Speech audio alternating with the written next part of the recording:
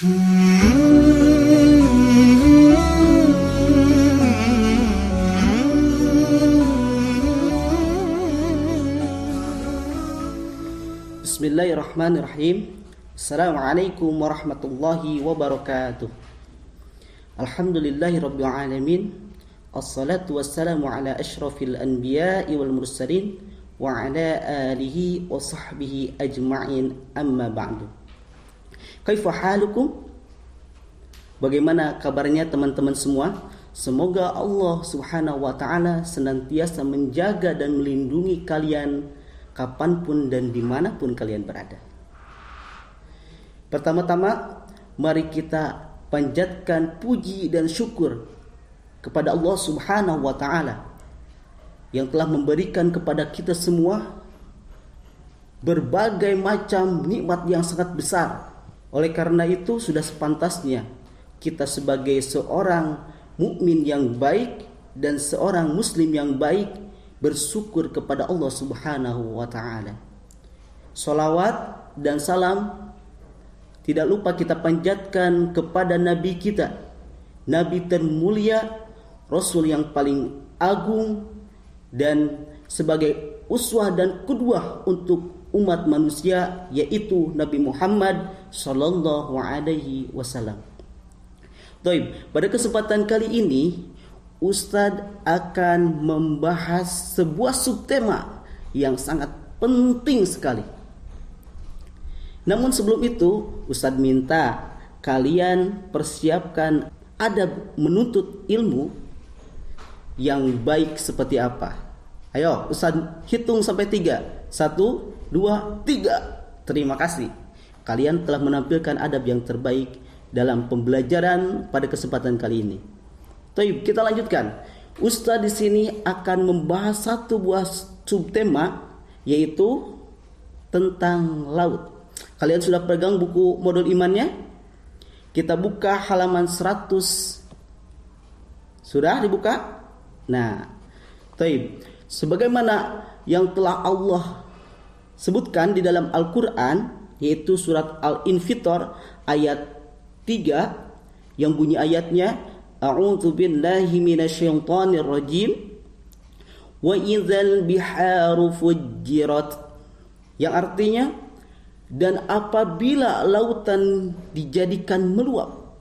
Nah, Imam Ibnu Katsir menafsirkan, Ali bin Abi Thalib telah meriwayatkan dari Ibnu Abbas bahwa Allah Subhanahu wa ta'ala meluapkan sebagian darinya dengan sebagian yang lain. Jadi Allah ini berkuasa atas segala karunia yang telah Allah ciptakan. Allah berkuasa mengatur itu semua. Dan Allah berkuasa membuat air laut itu menjadi tenang, damai. Dan Allah juga berkuasa ketika suatu ketika atau suatu saat yang telah Allah kehendaki, apabila yang tadinya air laut itu damai, tenang, bisa sewaktu-waktu menjadi meluap dengan hitungan beberapa menit ataupun beberapa detik. Allah berkuasa mengatur itu semua sehingga menjadi tsunami. Itu adalah kekuasaan Allah Subhanahu wa ta'ala. Nah, oleh karena itu kita sebagai manusia banyak sekali bisa memanfaatkan fasilitas yang telah Allah berikan, terutama yang kita bahas pada subtema itu, yaitu laut. Allah menganugerahkan laut itu dengan berbagai macam keistimewaan yang perlu kita tafakuri, yang perlu kita syukuri agar semakin menambah keimanan kita kepada Allah Subhanahu wa ta'ala. Dan begitu pun sebagai seorang yang beriman kepada Allah. Nah, kita sebagai orang yang beriman kepada Allah, teman-teman, diharuskan kita itu menerapkan adab-adab yang terdapat pada buku yang kita pelajari pada kesempatan kali ini. Terutama sebagai seorang yang beriman, nah, kita dianjurkan oleh Rasulullah memiliki adab yang baik terhadap lingkungan, terhadap sesama manusia. Nah, pada kesempatan kali ini dalam buku subtema laut ini, Ustadz akan membahas adab-adab yang seharusnya seorang Muslim memiliki adab terhadap lingkungan, terutama adab terhadap laut. Nah, ada berapa Ustadz adab yang perlu kita terapkan dalam kehidupan sehari-hari? Adab yang perlu kita terapkan dalam kehidupan sehari-hari ada 3. Ada berapa? Coba diulangi. Ada 3. Yang pertama, kita itu sebagai manusia yang beriman harus bersyukur kepada Allah Subhanahu wa taala. Karena apa? Ustaz tanya, yang menciptakan laut siapa? Angkat tangan. Ya, betul, Allah Subhanahu wa taala. Berarti kita harus bersyukur kepada Allah Subhanahu wa taala. Sebagaimana yang disampaikan oleh Allah Subhanahu wa taala yang difirmankan dalam surat An-Nahl ayat 14, Allah Subhanahu wa taala berfirman, A'udzubillahi minasyaitonir rajim. Wa huwallazi sakharal bahra litakulu minhu lahman tariyan. Dan dialah yang menundukkan lautan untukmu agar kamu dapat memakan daging yang segar atau ikan darinya. Jadi Allah Subhanahu wa taala menciptakan laut itu banyak sekali manfaatnya. Di antaranya Allah Subhanahu wa taala menciptakan ikan sebagai sumber kebutuhan manusia. Nah, diharapkan setelah manusia memakan ikan tersebut yang mengandung banyak protein, gizi, dan kebaikan-kebaikan yang terkandung dalam ikan yang dimakan oleh manusia, sehingga ketika kita memakan ikan tersebut menjadi tubuh kita sehat dan kuat. Nah, tujuan utamanya ketika tubuh kita menjadi sehat dan kuat, maka kita bisa beribadah kepada Allah dengan sangat maksimal dan optimal kepada Allah Subhanahu wa taala. Selanjutnya ayatnya dilanjutkan, wa tastakhriju minhu hilyatan talbasunaha. Dan dari laut itu kamu mengeluarkan perhiasan yang kamu pakai. Jadi di samping kita bisa memanfaatkan dari hasil laut tersebut, yaitu ikan, ada keutamaan lain, yaitu kita bisa mengambil hiasan-hiasan yang dihasilkan dari laut. Contohnya seperti apa, Ustadz? Seperti mutiara. Mungkin umi kalian di rumah mempunyai mutiara. Nah, itu satu perhiasan yang diambil dari hasil laut. Atau kerang-kerang kecil yang bisa dijadikan anting dan bahan hiasan yang lain. Dan banyak sekali yang bisa dijadikan sebagai bahan hiasan oleh manusia. Terus kelanjutan ayatnya, wa taral fulka mawakhira fihi walitabtagu min fadlihi wa la'allakum tashkurun. Jadi kita pun bisa mengambil manfaat dari laut. Allah Subhanahu wa taala mengaruniakan laut itu sebagai media transportasi untuk manusia. Manusia bisa pindah dari pulau satu ke pulau yang lain, atau dari tempat satu ke tempat yang lain. Itu dipermudah oleh Allah dengan adanya laut. Jadi bisa menggunakan kapal laut. Nah, tujuannya Allah menciptakan itu untuk apa? Supaya manusia berpikir akan kekuasaan Allah dan bisa menumbuhkan rasa imannya kepada Allah, dan kemudian bisa terus bersyukur atas nikmat yang telah Allah berikan kepada kita semua sebagai manusia. Fahim tuh? Insyaallah fahim tuh. Kemudian adab dan akhlak yang harus kita terapkan terhadap laut, yaitu yang nomor 2, tidak mencemari air dengan sampah, baik air di sungai ataupun air di laut. Karena apa? Ketika kita membuang sampah ke sungai, maka apa yang terjadi? Yang terjadi, air sungai bisa tercemar dengan sampah-sampah yang kita buang, sehingga bisa mengakibatkan banjir, atau aliran air sungai yang membawa sampah itu akan terbawa ke laut. Karena apa? Muara ujung aliran sungai itu akan bermuara ke laut. Jadi kalau misalkan kita lihat ada sampah-sampah yang mengotori aliran sungai atau limbah-limbah yang dibuang ke sungai itu akan mencemari air laut, karena ujung aliran air sungai itu akan dibawa ke laut. Kalau air sungainya kotor karena sampah, maka air laut pun akan kotor. Kalau seumpamanya air sungainya dipenuhi dan dicemari dengan limbah, maka air laut pun akan dicemari dengan limbah. Apalagi kalau secara terang-terangan kita membuang sampah secara langsung di mana? Yaitu di laut, maka air laut pun akan tercemar. Kalian kira-kira nyaman atau tidak ketika kalian melihat pemandangan yang sangat indah, tapi di pantai atau di lautnya banyak sekali sampah yang berserakan?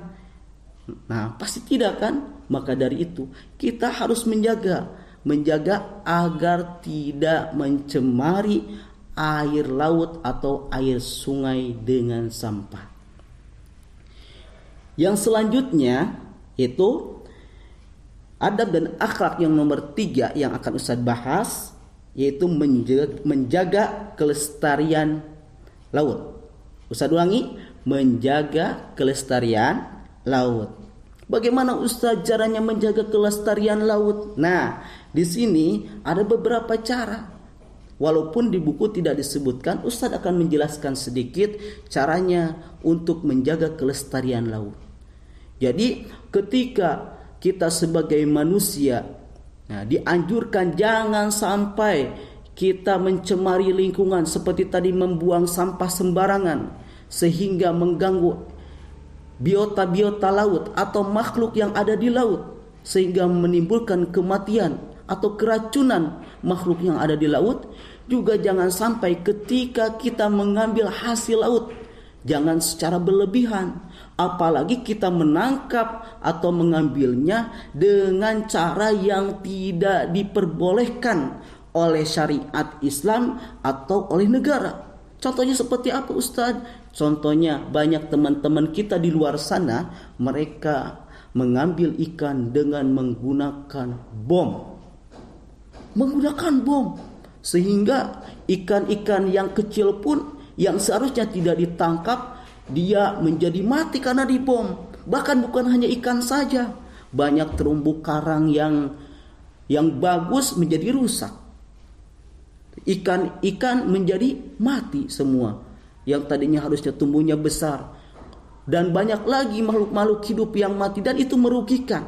Dan semua itu akan ditanyakan oleh Allah Subhanahu wa ta'ala nanti di hadapan Allah Subhanahu wa ta'ala. Maka dari itu kita harus berupaya melestarikan laut, karena laut itu merupakan karunia Allah Subhanahu wa ta'ala yang sangat besar, yang seharusnya kita jaga bersama. Kalau misalkan kita kompak bersama-sama bergotong royong menjaga kelestarian laut, maka insya Allah semuanya akan terjaga dengan baik. Dan ketika nanti kita ditanya di hadapan Allah Subhanahu wa ta'ala, kita akan mengungkapkan alasan yang baik, dan mudah-mudahan alasan baik itu menjadi wasilah kita agar kita masuk ke surganya Allah Subhanahu wa ta'ala. Amin ya Allah ya rabbal alamin. Kemudian Ustaz, setelah kita mengetahui adab dan akhlak yang kita pelajari tadi, apa saja sih amal-amal yang harus kita lakukan ketika kita berada di laut? Nah, di sini ada 2 amal yang akan Ustaz bahas, yaitu yang pertama tadabbur alam di laut. Yaitu yang pertama apa? Tadabbur alam di laut. Apa makna tadabbur? Tadabbur itu yaitu kita memikirkan apa yang ada di laut secara berulang. Apa sih keistimewaan laut itu? Allah telah mengaruniakan laut itu dan telah memberikan banyak manfaat untuk manusia. Nah, dengan tujuan nanti ketika kita semakin mentadaburi laut tersebut, maka keimanan kita akan semakin bertambah kepada Allah Subhanahu wa ta'ala. dan rasa cinta kita karena kita mengetahui bahwa Allah itu Maha Kuasa dan atas segala karunia-Nya, maka rasa cinta kita akan semakin tumbuh kepada Allah Subhanahu wa taala. Amin ya Allah ya rabbal alamin. Dan amal kedua yang kita lakukan yaitu apa? Berenang di pantai.